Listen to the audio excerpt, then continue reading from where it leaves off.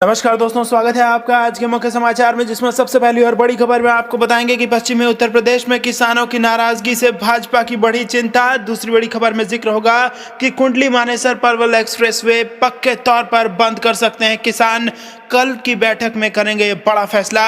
और तीसरी बड़ी खबर में जिक्र होगा बिहार का, आरजेडी विधायक का सदन में दावा, बिना शराब पिए बिहार के कुछ नेताओं को नींद नहीं आती। दोस्तों, हर एक खबर की गहराई में आपको ले जाएंगे, लेकिन उससे पहले अगर आप भी देश के किसानों के साथ खड़े हैं तो आप अभी इस वीडियो को लाइक कीजिए और इस लाल बटन को दबा के चैनल को फ्री में सब्सक्राइब करके घंटी बजाकर कमेंट में लिखिए जय हिंद। दोस्तों, रुक करते हैं तमाम बड़ी खबरों की तरफ। पश्चिमी उत्तर प्रदेश में किसानों की नाराजगी से भाजपा की चिंता बढ़ी। जी हां दोस्तों, केंद्र सरकार के 3 नए कृषि कानूनों को वापस लेने की मांग को लेकर दिल्ली की अलग अलग सीमाओं पर 100 दिन से ज्यादा समय से चल रहे किसान आंदोलन का पश्चिमी उत्तर प्रदेश में व्यापक असर पड़ने और वहां के किसानों की नाराजगी बढ़ने से राज्य और केंद्र में सत्तारूढ़ भारतीय जनता पार्टी की चिंता बढ़ गई है। यही वजह है कि भाजपा सरकार और संगठन के लोग पश्चिम उत्तर प्रदेश के किसानों को साधने के लिए पूरी ताकत से जुट गए हैं, जबकि विपक्षी दलों ने सरकार विरोधी आवाज मुखर करने के लिए पश्चिम उत्तर प्रदेश का रुख कर लिया है। एक तरफ कांग्रेस की महासचिव और उत्तर प्रदेश की प्रभारी प्रियंका गांधी पश्चिमी उत्तर प्रदेश में जगह जगह आयोजित होने वाली किसान महापंचायतों में पहुंचकर केंद्र सरकार पर निशाना साध रही हैं, तो दूसरी तरफ समाजवादी पार्टी के अध्यक्ष और पूर्व मुख्यमंत्री अखिलेश यादव ने अलीगढ़ के टप्पल में 5 मार्च को पहली बार किसान महापंचायत में शामिल होकर केंद्र और राज्य सरकार पर जमकर हमला किया। राष्ट्रीय लोकदल के चौधरी जयंत सिंह की भी पश्चिम उत्तर प्रदेश के किसानों के बीच सक्रियता बढ़ी है और वह भी कृषि कानूनों के मामले को लेकर भाजपा सरकार पर खूब हमलावर दिख रहे हैं। गणतंत्र दिवस पर दिल्ली में किसानों के विरोध के बाद भारतीय किसान यूनियन के नेता राकेश टिकैत ने मीडिया के सामने फफक कर रोते हुए बयान दिया, तो पश्चिम में उनके आंदोलन को नई जमीन मिल गई। रुख करते हैं अगली खबर की तरफ। कुंडली मानेसर पलवल एक्सप्रेसवे पे पक्के तौर पर बंद कर सकते हैं किसान, कल की बैठक में करेंगे फैसला। जी हां दोस्तों, कृषि कानून विरोधी आंदोलन की आगामी रणनीति के लिए 11 मार्च को होने वाली संयुक्त किसान मोर्चा की बैठक में किसानों ने कई बड़े निर्णय लेने के संकेत दिए हैं। केंद्र सरकार पर दबाव बनाने हेतु दिल्ली के बाहरी इलाकों को ब्लॉक करने के लिए कुंडली मानेसर पलवल एक्सप्रेसवे को स्थायी तौर पर बंद रखने का निर्णय लिया जा सकता है तथा संसद कूच व मानव श्रृंखला बनाने का भी फैसला किसान ले सकते हैं। मोर्चा के नेता सुरजीत सिंह फुल ने बताया कि हरियाणा की भाजपा जजपा सरकार के खिलाफ अविश्वास प्रस्ताव लाया गया है, जिस पर 10 मार्च को वोटिंग होगी। अविश्वास प्रस्ताव के नतीजे के बाद मोर्चा आंदोलन की आगामी रणनीति तय करेगा। उन्होंने कहा कि हरियाणा की भाजपा सरकार ने आंदोलन स्थल पर दंगे करवाने की कोशिश करने के अलावा कई तरह के हथकंडे अपनाकर आंदोलन को दबाने की कोशिश की है, इसलिए सरकार के खिलाफ वोटिंग के लिए विधायकों पर दबाव बनाया जा रहा है। यदि इसमें हमें सफलता मिलती है तो यह मोर्चा की बड़ी जीत होगी। रुख करते हैं अगली खबर की तरफ। आरजेडी विधायक का सदन में दावा, बिना शराब पिए बिहार के कुछ नेताओं को नहीं आती नींद। जी हां दोस्तों, बिहार विधानसभा में बजट सत्र के दौरान बुधवार को विपक्ष ने जमकर हंगामा किया।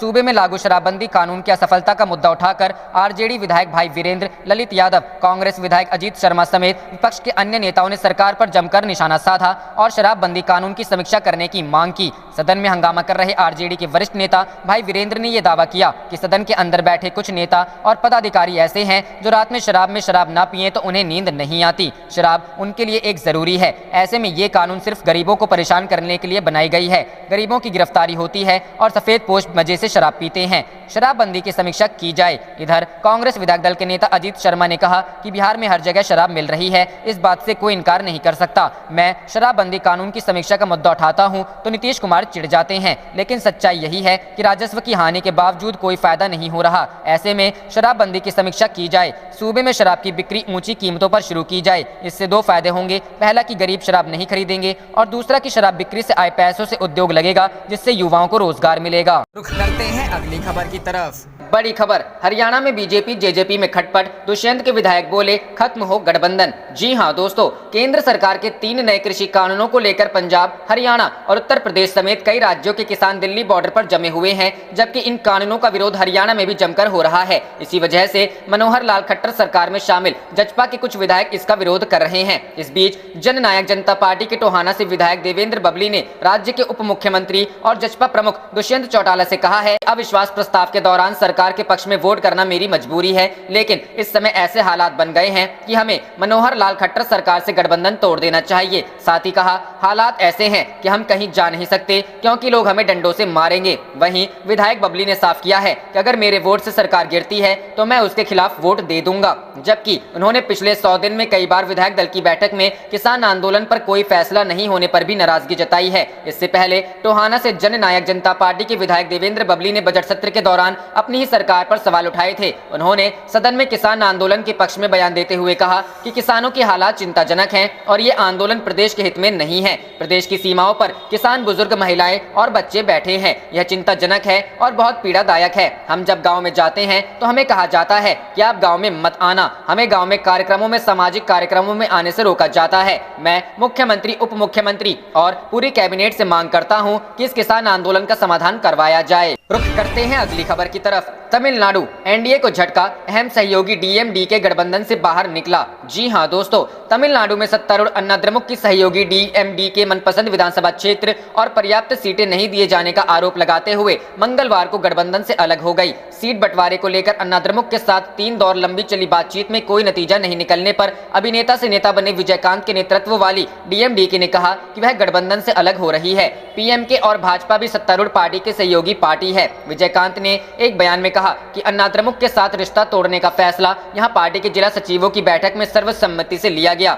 डीएमडीके एनडीए की अहम सहयोगी थी। इसके तुरंत बाद विजयकांत के भाई एलके सुदेश और बेटे विजय प्रभाकरन सहित डीएमडीके नेताओं ने एआईडीएमके पर हमला करते हुए कहा कि मुख्यमंत्री एडाप्दी के पलानीस्वामी के नेतृत्व में उनके उम्मीदवार आगामी चुनावों में अपनी जमानत भी नहीं बचा पाएंगे। डीएमडीके ने अन्ना द्रमुक भाजपा गठबंधन का हिस्सा बनकर 2019 का लोकसभा चुनाव लड़ा था। अन्ना द्रमुक ने पीएमके और भाजपा के साथ समझौता किया है और 234 सदस्यीय विधानसभा चुनाव के लिए दोनों पार्टियों को क्रमशः 23 और 20 सीटें दी हैं। भाजपा को कन्याकुमारी लोकसभा सीट भी दिया गया है जहां उपचुनाव होने वाला है। मीडिया कर्मियों से बात करते हुए सुदेश ने कहा कि आज उन सभी के लिए यह दीपावली है। अन्ना द्रमुक का सभी निर्वाचन क्षेत्रों में जमानत जब्त हो जाएगी। केपी मुन्नुसामी एआईएडीएमके के वरिष्ठ नेता स्लीपर सेल के रूप में काम कर रहे थे। अन्ना द्रमुक भाजपा गठबंधन के एक अन्य सहयोगी पीएमके ने हाल ही में अपने सीट बंटवारे के सौदे को सील कर दिया और डीएमडीके को कुछ सीटें आवंटित की थी। 2016 के चुनाव में डीएमडीके वाम और दलित पार्टियों के साथ तीसरे मोर्चे का हिस्सा था। इसने विपक्षी वोटों को विभाजित करके एआईएडीएमके को जीतने में मदद की थी। 2019 के लोकसभा चुनावों से पहले इसने एआईएडीएमके और बीजेपी के साथ गठबंधन किया। इस बार पार्टी कम से कम 25 सीटें चाहती थी। रुख करते हैं अगली खबर की तरफ। ओवैसी की खरी खरी पेट्रोल डीजल की कीमतों पर बोले ये गरीबी बढ़ाने की योजना। जी हां दोस्तों, हैदराबाद से लोकसभा सदस्य और एआईएमआईएम के प्रमुख असदुद्दीन ओवैसी ने पेट्रोल डीजल की बढ़ती कीमतों पर केंद्र सरकार को खरी खरी सुनाई। उन्होंने इसे सरकार की गरीबी बढ़ाने की योजना करार दिया। जाने और क्या क्या कहा ओवैसी ने। मोदी खुद गरीब लेकिन भूल गए गरीबों को। ओवैसी ने कहा कि प्रधानमंत्री नरेंद्र मोदी खुद गरीबी से उठकर आए लेकिन गरीबों को भूल गए। देश में पेट्रोल, डीजल और गैस की बढ़ती कीमतें असल में मोदी सरकार की गरीबों की गरीबी बढ़ाने की योजना है। ड्राइवरों की दुश्मन सरकार। ओवैसी ने कहा कि मोदी सरकार देश के 2 पहिया वाहन चलाने वालों से लेकर ट्रक और टैक्सी चलाने वाले ड्राइवरों की दुश्मन है। उन्होंने सरकार से कम गैस की कीमतें कम करने को कहा जाए ताकि महिलाओं का बजट ना बिगड़े।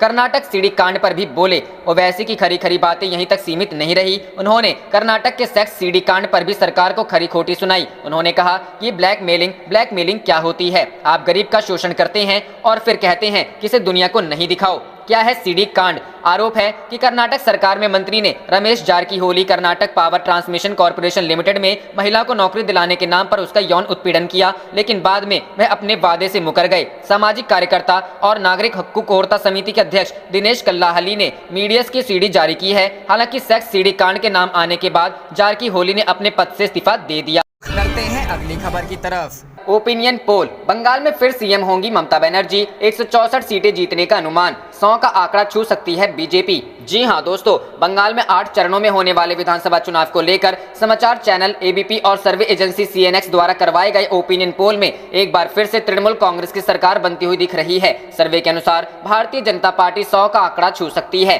सर्वे के आंकड़ों के अनुसार इस चुनाव में टीएमसी को 42% वोट मिल सकते हैं। वहीं बीजेपी के खाते में 34% वोट आ सकते हैं। ओपिनियन पोल में कांग्रेस लेफ्ट गठबंधन को 19% वोट का अनुमान लगाया गया है, जबकि अन्य के खाते में 5% वोट आने की संभावना है। सर्वे के अनुसार टीएमसी को 154 से 164 सीट आने की संभावना है। वहीं भारतीय जनता पार्टी को 102 से 112 सीट का अनुमान लगाया गया है। कांग्रेस लेफ्ट गठबंधन को 22 से 30 सीट मिलने की उम्मीद है, जबकि अन्य को 1 से 3 सीट मिलने की संभावना है। पिछले विधानसभा चुनाव में टीएमसी ने 211 सीटों पर जीत दर्ज की थी, वहीं बीजेपी को 3 सीट मिले थे। लेफ्ट कांग्रेस गठबंधन के पास 70 सीट थे। रुख करते हैं अगली खबर की तरफ। खतरे में हरियाणा की खट्टर सरकार, 10 मार्च को अविश्वास प्रस्ताव लाएगी कांग्रेस। भाजपा ने विधायकों को जारी किया व्हिप।